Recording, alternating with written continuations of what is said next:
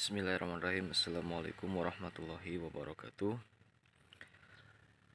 Alhamdulillahirrabbilalamin. Wassalatu wassalamu ala rasulillahi ajmain, amma ba'du. Pertama-tama marilah kita panjatkan puja serta puji kehadirat Allah subhanahu wa ta'ala Rabbul Izzati. Salawat serta salam semoga terus limpahkan kepada junjungan kita, yakni Habibana wa Nabiyana wa Maulana Muhammad sallallahu alaihi wasallam. Dalam kesempatan kali ini, izinkan saya untuk mempresentasikan tentang teori konseling sumber daya, resource terapi, ego state terapi. Yang pertama, yang terhormat Bapak Dr. Gian Sugiana Sugara MPD Kons, mudah-mudahan Allah Subhanahu wa taala memberikan kesehatan dan memperlancar rezekinya, amin ya Allah ya rabbal alamin. Terapi ego state. Nah, dalam istilah yang digunakan untuk menyatakan ego state itu adalah istilah yang digunakan untuk menyatakan suatu sistem perasaan dan kondisi pikiran serta berkaitan dengan pola-pola dan tingkah lakunya. Nah, dalam ego state ini ada beberapa struktur, ada 3 struktur yang dirangkumnya menjadi PAC. Apa itu PAC? PAC ada yang pertama ego state P. Nah, yang P ini ego state parent, yaitu ego state parent itu sikap, tindakan, pikiran, dan perasaan yang diambil dari figur orang tua. Sedangkan yang bagian A ada ego state adult, sikap, tindakan, pikiran, dan perasaan yang merupakan tanggapan langsung terhadap kenyataan suatu ini. Yang terakhir ada ego state chill. Ego state chill ini sikap, tindakan, pikiran, dan perasaan yang merupakan perwujudan dari masa anak-anak dan keputusan anak-anak. Sejarah ego state, Eduardo Weiss Barabas et al. 2011 yang merupakan salah satu murid dari Vedran mendalami konsep ego state dalam kepribadian. Tetapi baik Vedran maupun Weiss tidak menggunakan konsep ego state dalam proses terapinya dan masih menggunakan psikoanalisis dalam melakukan konseling dan terapi. Seorang psikolog berkebangsaan Amerika yang bernama John G. Watkins yang belajar psikoanalisis dari Weiss mengembangkan konsep ego state menjadi lebih mudah dipahami. Watkins menggunakan konsep ego state dalam terapi dan melakukan eksperimen dengan menggunakan kondisi hipnosis, berbicara langsung pada bagian kepribadian, subpersonality, yang bermasalah dan berhasil membantu korban-korban trauma dalam Perang Dunia Kedua. Pada tahun 1970, J.G. Watkins dan istrinya menerbitkan istilah ego state terapi di beberapa makalah, jurnal, dan menulis buku ego state, teori and therapy pada tahun 1997. Konsep ego state juga digunakan dalam pendekatan transaksional analisis terapi. Akan tetapi, istilah ego state yang dipaparkan Eric Berne pada 1961 berbeda dengan ego state yang dipaparkan oleh G. Watkins dan H.H. Watkins. Ego state dalam transaksional analisis merupakan konsep komunikasi interaksional bagian diri yang terdiri dari 3, yaitu ego state anak, ego state dewasa, dan ego state orang tua, yang barusan dirangkum menjadi PAC. Sementara dalam konsep ego state terapi ini, jumlah ego state tidak terhitung karena ego state merupakan bagian dari kepribadian yang memiliki kondisi perasaan yang setara, logika, keterampilan, dan terus berkembang. Tokoh ego state dalam sejarahnya, Dr. Emerson adalah salah satu dari sedikit orang yang sempat mempelajari ego state terapi langsung dari pelopornya, yaitu Dr. John G. Watkins. Di kliniknya di Amerika, berbekal pengalamannya mempelajari dan mempraktikkan ego state terapi. Ia kemudian meneliti dan mengembangkan lebih jauh konsep pemikirannya sendiri atas teori kepribadian dan teknik psikoterapi berbasis bagian diri parts yang kemudian dinamainya resorsi terapi. Dalam konsep dasarnya, normal ego state, ada faded ego state, ada rego ego state. Kita akan bahas pertama ada normal ego state, yaitu ego state yang berperan positif. Tujuan inti dari konseling ego state adalah untuk membantu semua state berfungsi menjadi normal kembali.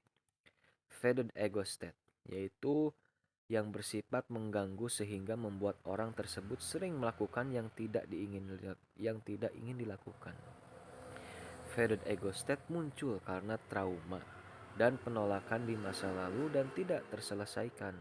Nah, ada yang pertama ada faded white fear, faded fear, takut. Ada yang kedua faded white rejection, faded reject. Ada ten, penolakan. Keempat ada faded with disappointment, faded with disappointment, kecewa. Ada yang kelima faded with confusion, faded confusion, membingungkan. Retro ego state, yaitu ego state yang muncul dan berkembang di masa lalu. Nah, ego state ini tercipta sejak kita masih kecil. Dan dulu state ini berguna atau digunakan, tetapi sekarang sudah tidak berguna lagi. Rego state itu ada retro original state, ada retro avoiding state.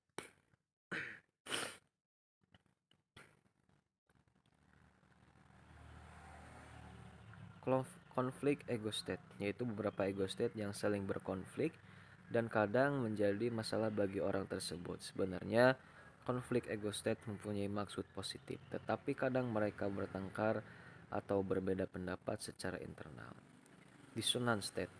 Antonius Arif 2014 mengemukakan disonan merupakan sebuah state yang telah muncul. State ini tidak menyukai bahwa dia harus muncul ke permukaan dan dia merasa bukan tugasnya. Dia sangat suka digantikan dengan bagai lainnya. Tujuan konseling sumber daya. Tujuan inti dari ego state ini adalah membuat ego state yang faded, retro, atau konflik menjadi ego state normal. Sehingga individu terbebas dari sabotase diri dan mendapatkan kebahagiaan dalam hidupnya.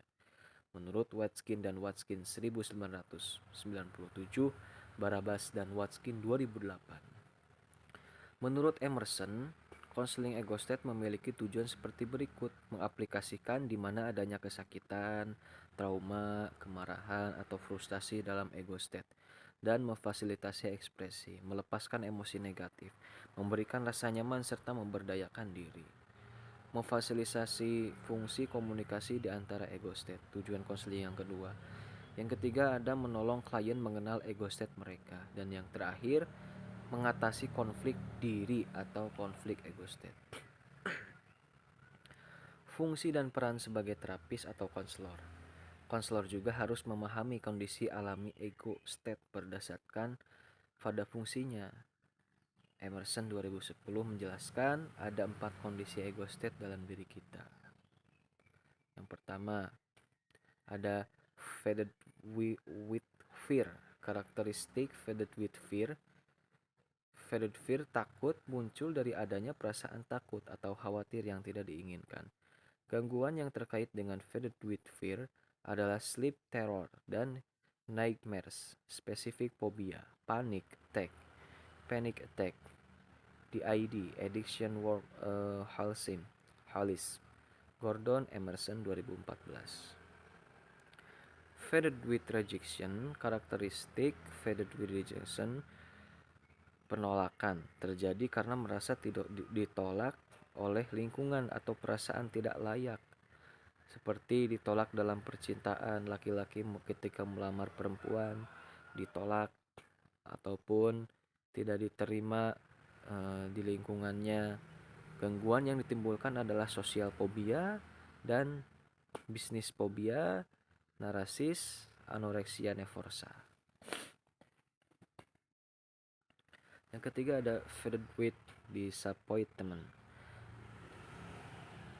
Karakteristik state ini begitu kecewa terhadap kondisi yang dialami, sehingga secara tidak langsung membuat menghalangi state lain untuk muncul atau membuat jalan hidup positif. Gangguan yang muncul adalah depresi, menyalahkan kondisi hubungan, dan perasaan kehilangan. Karakteristik faded white confusion. Ini adalah kebingungan. Orang yang selalu berpikir terus-menerus bahkan otaknya tidak bisa tenang, tidak bisa rileks karena kebingungan. Energinya rendah sehingga dia memilih untuk tidak menikmati kehidupan. Jadi rungkat. Nah, gangguan yang ditimbulkan adalah pikiran yang ruwet, bengong karena event tertentu seperti kematian, rasa bersalah atau malu, kegelisahan, dan kebingungan yang dalam berkaitan dengan hubungan.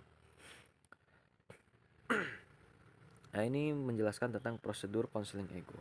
Yang pertama, diagonis. Tujuan dari aktivitas ini adalah untuk mengklarifikasikan isu yang muncul. Yang kedua, ada Vivify Specific. Ini adalah salah satu tahapan yang paling sering digunakan dalam memastikan bahwa keadaan yang tepat digunakan ketika pemberian intervensi. Yang ketiga, ada Breedgang Action, merupakan proses pencari akar permasalahan dari isu yang muncul dalam sesi konseling. Yang keempat, ada Expression, merupakan proses mengekspresikan permasalahan yang terpendam dan diungkapkan oleh bagian diri yang terluka atau bermasalah. Yang kelima, ada Introject Speak. Cara melakukan adalah kita meminta konseling seakan-akan menjadi diri introject. Yang keenam, ada removal. Setelah diekspresikan perasaan bagian diri yang terluka atau bermasalah, maka introjectnya harus kita removal, lepaskan. Ada relief. Cara melakukan bantuan relief adalah dengan memanggil ego state lain yang lebih dewasa atau lebih mau mengasuh kepada resource state yang bermasalah. Yang kedelapan, ada Fin Resort. Temukan sumber daya yang digunakan untuk menemukan sumber daya terbaik yang dimiliki konseling untuk waktu atau aktivitas. 9, ada Changing Chairs Introject Action. Aktivitas ini membantu sumber daya untuk mendapatkan pemahaman yang lebih mengenai dinamika yang ada di antara mereka dan orang lain. Retro State Negotiation, yang melakukan perilaku yang tindakan sesuai state lain difasilitasi untuk bisa berdamai dengan bagian diri yang lain sehingga mampu berubah menjadi bagian baru yang lebih berperan positif untuk membantu konseling mencapai tujuannya. Conflict state negotiation. Dua bagian diri dapat tidak setuju untuk mana yang akan keluar. Ada 10 langkah untuk negosiasi konflik. Nah, imagery check KSI ini adalah cara terbaik untuk memeriksa keefektifan intervensi konseling dan untuk memungkinkan konseling mendapatkan latihan. Pengaplikasian kasus kepada Jenny. Jenny adalah seorang laki-laki atau ada seorang konselor laki-laki seumur 24 tahun. Dia adalah seorang pengangguran dan mengikuti sesi konseling karena memiliki hidupnya yang sangat frustasi dengan kehidupannya, memiliki beberapa permasalahan yang mengganggunya.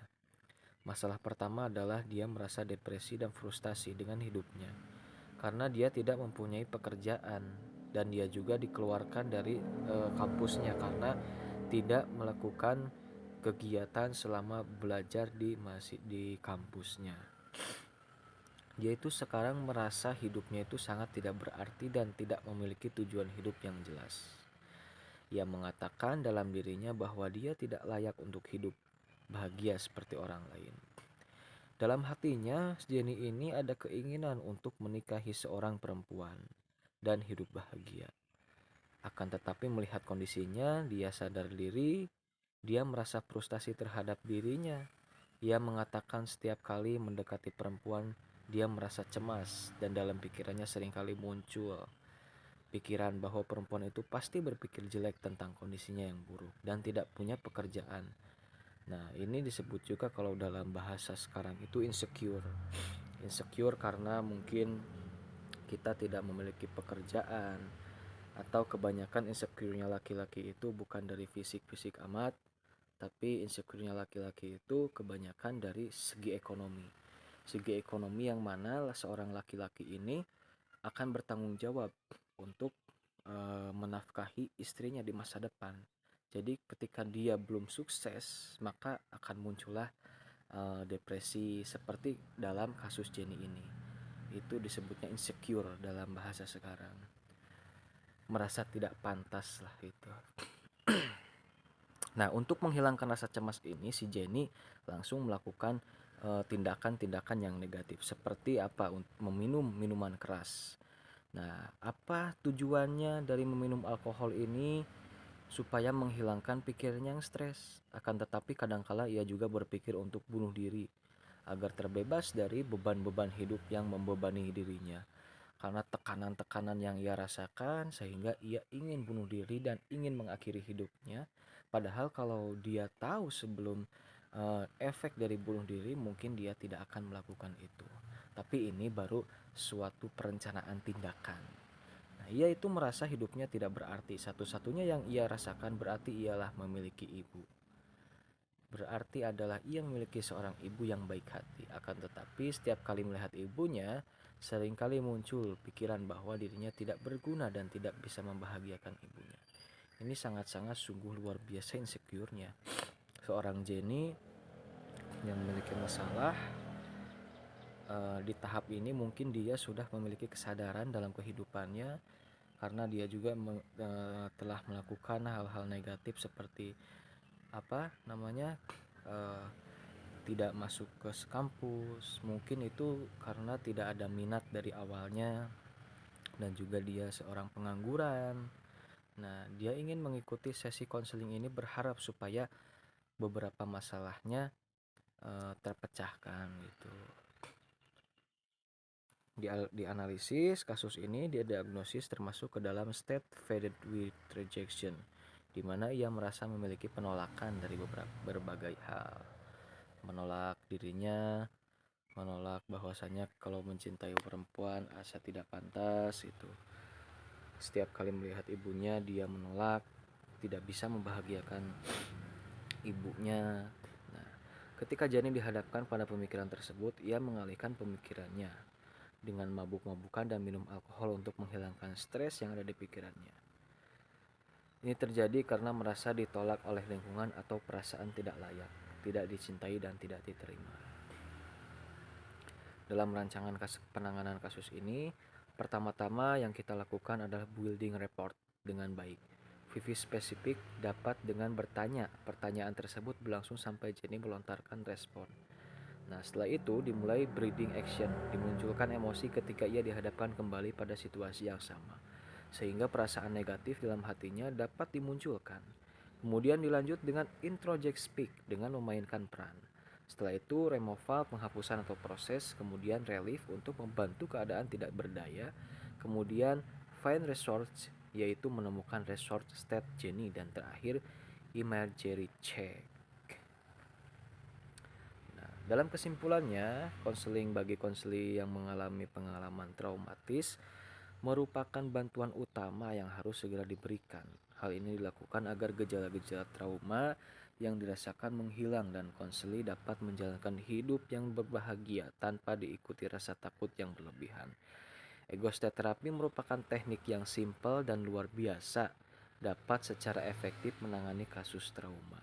Konseling traumatik menggunakan ego state terapi adalah model konseling yang menyembuhkan pengalaman traumatis seseorang melalui proses ekspresi, pelepasan dan penanganan ego state yang terluka.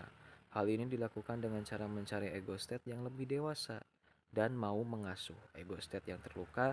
Untuk itu, konseling traumatik dengan menggunakan teknik ego state terapi dapat menjadi solusi dalam menangani kasus-kasus trauma. Terima kasih. Sekian begitu saja. Mohon maaf bila ada kesalahan dan ketidakpantasan dalam bahasa. Terima kasih. Wabillahi taufiq wal hidayah. Wassalamualaikum warahmatullahi wabarakatuh.